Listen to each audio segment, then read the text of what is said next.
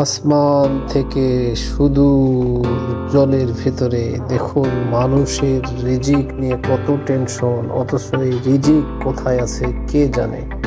সব বিধাতার লেখন, তার রিজিক কোথায় আছে কেউ জানে না, কেউ জানে না, কেউ জানে না। এই রিজিকের জন্য কে কাকে মারবে সে ব্যস্ত।